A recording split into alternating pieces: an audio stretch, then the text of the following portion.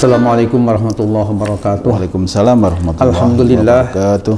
Alhamdulillahilladzi faddala bani Adam bil ilmi wal amal ala jami'il alam. Wassalatu wassalamu ala sayyidina Muhammadin sayyidil arabi wal ajam wa ala alihi wa ashabihi ya nabi'il ulumi wal hikam, amma ba'du.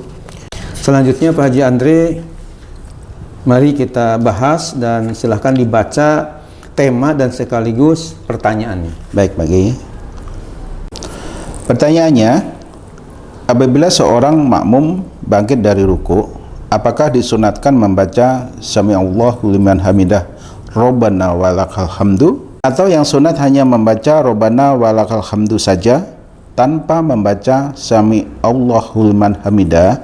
Yang intinya bahwa Pak Andre dan Pak Mirsa yang dimuliakan oleh Allah Subhanahu wa taala, sebagai hulasah atau kesimpulan dari pembahasan kita yang cukup panjang ini, bahwa berdasarkan hadis Nabi kita Muhammad SAW dan fatwa-fatwa para ulama yang sangat alim tentunya, termasuk mujtahid yang sangat kita muliakan Imam Syafi'i sendiri, ya, selain diperjelas oleh mujtahid fatwa namanya Imam Nawawi dan Said Sabiq dan yang lain-lainnya, dijelaskan bahwa ucapan Sami'allahu liman hamidah itu tidak terbatas disunatkannya bagi imam saja, akan tapi baik imam, makmum maupun orang yang sholat sendirian tetap disunatkan ketika bangkit dari ruku menuju i'tidal itu baca dulu Sami'allahu liman hamidah. Setelah ajeng i'tidal, istilah bahasa Arabnya, baru Rabbana walakal hamdu, dan bisa dilanjutkan ya bacaan tadi. Yang jelas yang dipertanyakan oleh pembaca tadi, apakah sunatnya membaca Sami'allahu liman hamidah ini bagi imam saja atau bagi makmum juga disunatkan? Jadi jawabnya berdasarkan hadis-hadis Nabi dan fatwa-fatwa ulama besar tadi, jelas disunatkan pula walaupun bagi makmum. Iya. Jadi bukan terbatas bagi imam saja. Ya, imam, makmum, munfarid sama-sama disunatkan. Sama-sama, ya. Itu kesimpulan yang bisa disampaikan. Mudah-mudahan pemirsa bisa tercerahkan. Amin. Dan jelas, karena ada rujukan-rujukannya, kitab-kitabnya yang betul-betul istilahnya meyakinkan tentang penjelasan ini. Bukan hanya pendapat saya pribadi, tapi memang ada kitab rujukan.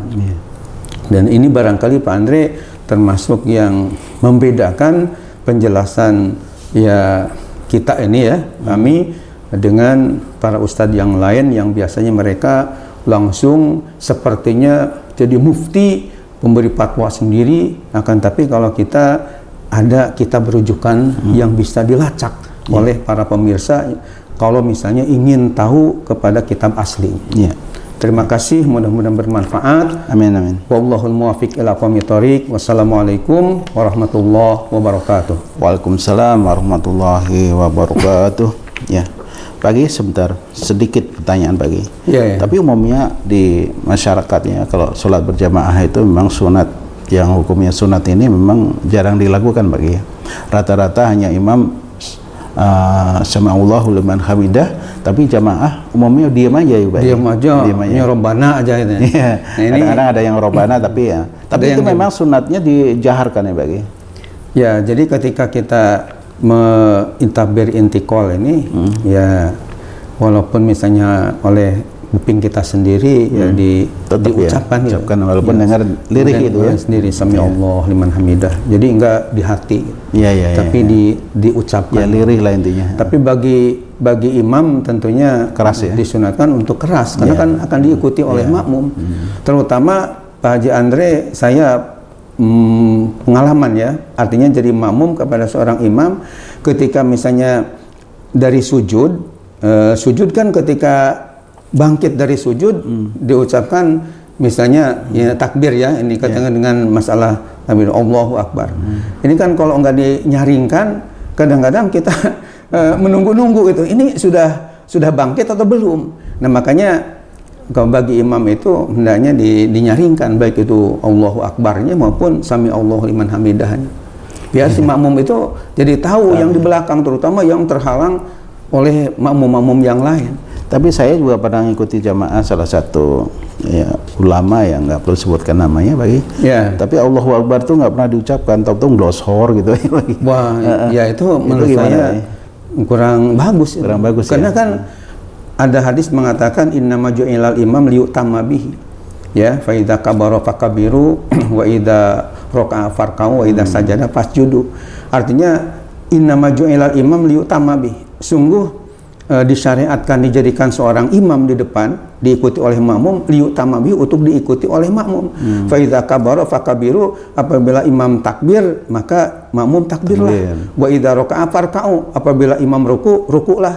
Wa idza sajada fasjudu, apabila imam sujud sujudlah.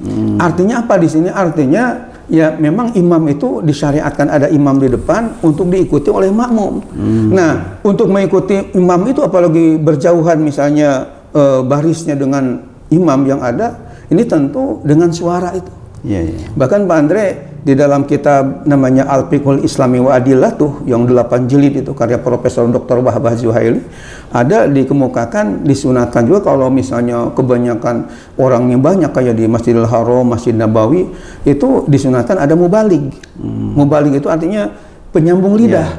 Karena imamnya mungkin sudah sepuh ya, sudah tua, apalagi speakernya misalnya mungkin ada gangguan dan sebagainya, sehingga kurang terdengar oleh makmum di belakang. Itu disunatkan setelah imam Allahu Akbar, Allahu Akbar, Bilal itu ya? Kayak Bilal itu disunatkan ketika dibutuhkan untuk supaya makmum ini nggak nunggu-nunggu. Ya, ya. Itu makanya kalau tadi langsung glosor begitu aja tanpa ada suara keras, ini menurut saya imamnya perlu ditatar lagi. Ya, jadi pengalaman juga itu Pak Ki. Jadi artinya sholatnya waktu itu ya, sholatnya itu kadang-kadang waktu asar ya. Ya. Jadi waktu asar justru waktu masuk masjid tuh suasana hening, diem. Baik. Waktu sholat kok diem juga gitu. Sujudnya suatu. Jadi kita sujud tuh kelihatannya yang di depan. Udah sujud gitu. Nah, itu imamnya hendaknya ditatar, diberikan istilahnya ada mungkin perlu ya bimbingan supaya menjadi imam yang baik. Tetap berarti harus dijaharkan. Dijaharkan karena kan diikuti oleh makmum. Baik. Ya. Baik, terima kasih. Ya pemirsa, saya kira sudah jelas kajian kita dari Murabi kita. Mudah-mudahan ini jadi pencerahan dan kita berjumpa kembali insya Allah pada episode berikutnya atau di kajian berikutnya. Kita tutup ya taklim kita hari ini dengan doa kafaratul majelis. Subhanakallahumma wa bihamdika asyhadu an la ilaha illa anta astaghfiruka wa atubu ilaik. Terima kasih atas perhatiannya. Assalamualaikum warahmatullahi wabarakatuh. Waalaikumsalam warahmatullahi wabarakatuh. Terima kasih baik.